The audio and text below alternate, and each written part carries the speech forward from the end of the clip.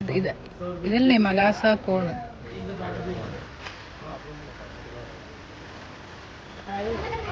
അപ്പൊ ഈ കുടിച്ചാ നേരത്തെ കുടിച്ചാ ആപ്പിൾ ആപ്പിൾ വെറുതെ അല്ല അതിന് മറ്റേ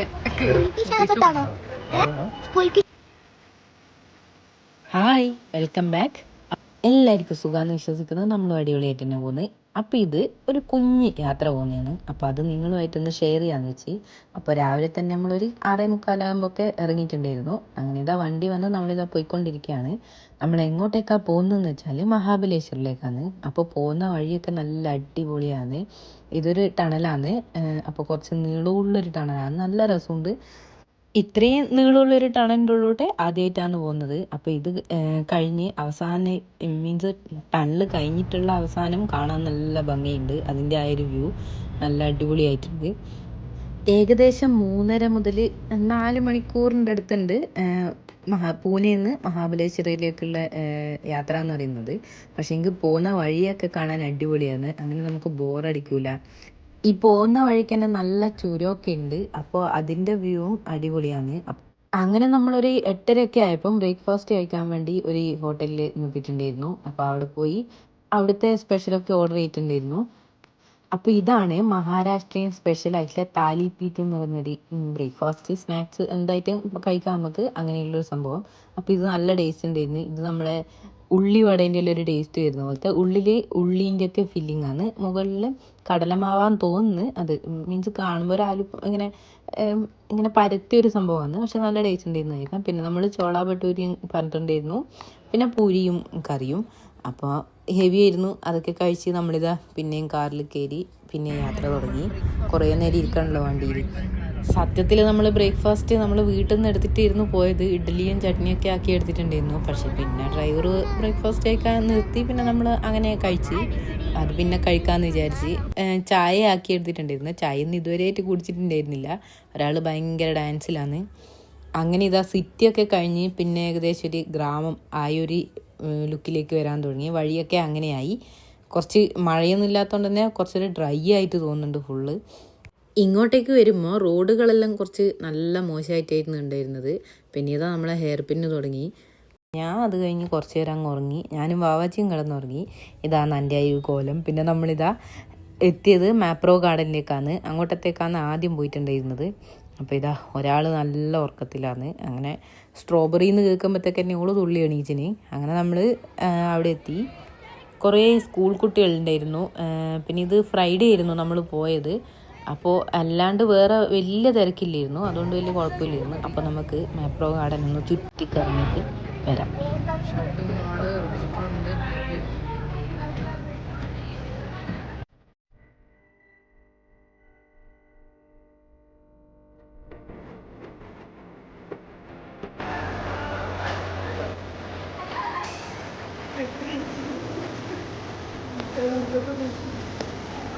നല്ല രസമുണ്ടല്ലോ. നല്ല തെളിഞ്ഞ വെള്ളം.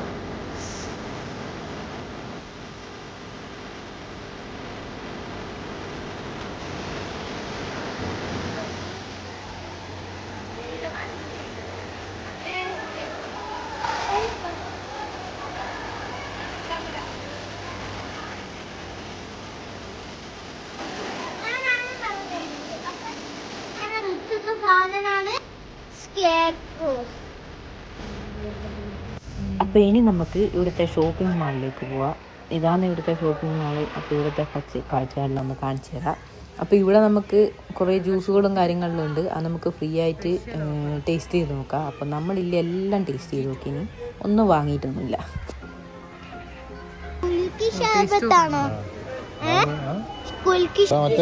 കേസറിന്റെ സാധനം അതും ടേസ്റ്റ് ചെയ്തു. എന്താണ് സാധനം?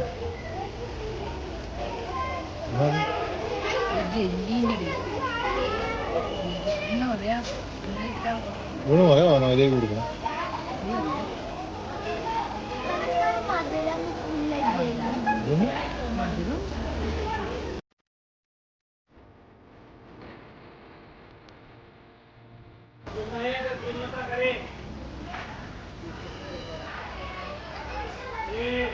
ഇത് ഇത് കൊടുത്തിട്ട്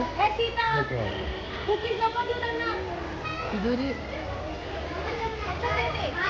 ആപ്പിൾ. ഓ ആപ്പിൾ.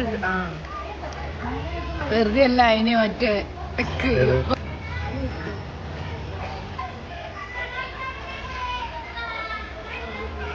ഒരു ഇത് ഫ്രീ അല്ലേ?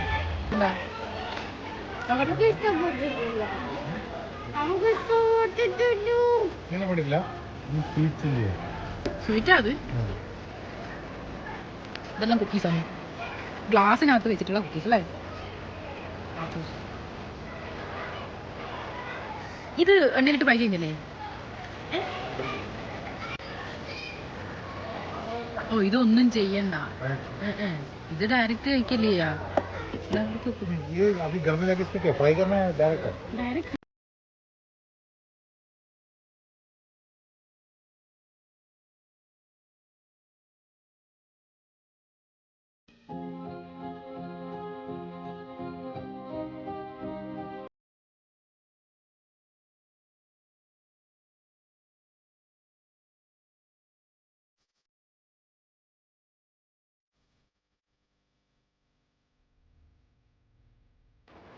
ഇത് ആടുന്ന സാധനം ചെയ്യുന്നുണ്ടായിരുന്നു.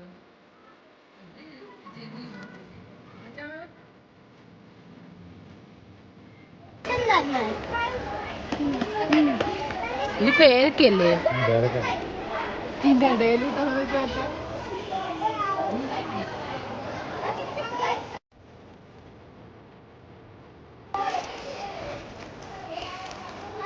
എന്താണ് ചെയ്യണേ?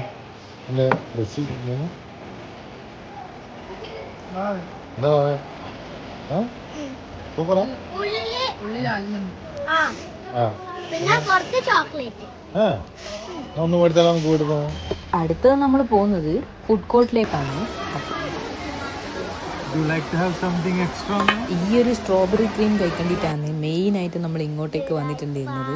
പക്ഷേങ്കിൽ ഇത് കാണാനുള്ള ഭംഗിയൊന്നും കഴിക്കുമ്പോൾ ഇല്ല സത്യം പറഞ്ഞാൽ. ഇതൊരു ഈ മുകളിലത്തെ ക്രീം എന്ന് പറയുന്നത് വിപ്പിംഗ് ക്രീമാണ്. അപ്പോൾ അത് നമ്മളെ നോർമൽ കേക്കൊക്കെ കഴിക്കുമ്പോൾ ആയൊരിത്, പിന്നെ സ്ട്രോബെറി അതിൻ്റെ ഇടയിൽ സ്ട്രോബെറി അത്രയേ ഉള്ളൂ. പിന്നെ ഇവിടെ വേറെയും കുറേ സാധനങ്ങളുണ്ട്, ജ്യൂസ്, പിന്നെ ചോക്ലേറ്റ്സ്, അങ്ങനെ കുറേ സാധനങ്ങളുണ്ട്. അപ്പം നമ്മൾ ഇതിൻ്റെ തൊട്ട് താഴെ നിന്നിട്ട് സ്ട്രോബെറി ഗാർഡനാണ്. പക്ഷെ നമ്മൾ അവിടെ പോയിട്ടില്ല, ജസ്റ്റ് കാണാൻ നല്ല രസമുണ്ട്. പിന്നെ ഇവിടെ ലൈവായിട്ട് പിസ്സ, ബ്രെഡ് ഇതൊക്കെ ഉണ്ടാക്കുന്നതിൻ്റെ ഇതുണ്ട്. ഓവറോളായിട്ട് മാപ്രോ ഗാർഡനിൽ എൻ്റെ ഒരു അഭിപ്രായത്തിൽ വരണമെന്നില്ല. കാരണം എന്ന് വെച്ചാൽ ഇവിടെ കുറച്ച് എക്സ്പെൻസീവ് ആണ്. പിന്നെ വലിയ കാര്യമായിട്ടൊന്നും ഇവിടെ ഇല്ല സംഭവം. പിന്നെ സമയമുണ്ടെങ്കിൽ മാത്രം ഈ ഒരു ഏരിയയിൽ വന്നാൽ മതി, അല്ലാണ്ട് ഫസ്റ്റ് തന്നെ ഇങ്ങോട്ടേക്ക് വരണമെന്ന് ഞാനൊരിക്കലും പറയില്ല. അപ്പോൾ എൻ്റെ ഒരു അഭിപ്രായമാണ്, എല്ലാവർക്കും അങ്ങനെ ആവണമെന്നില്ല.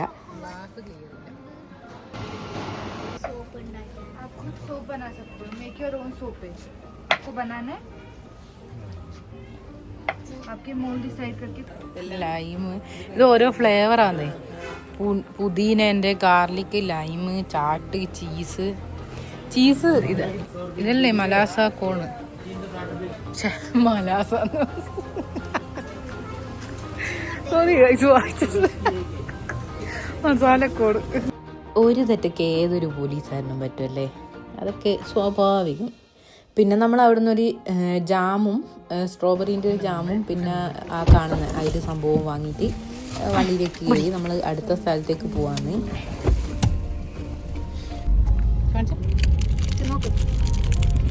സോഫ നോക്കട്ടെ.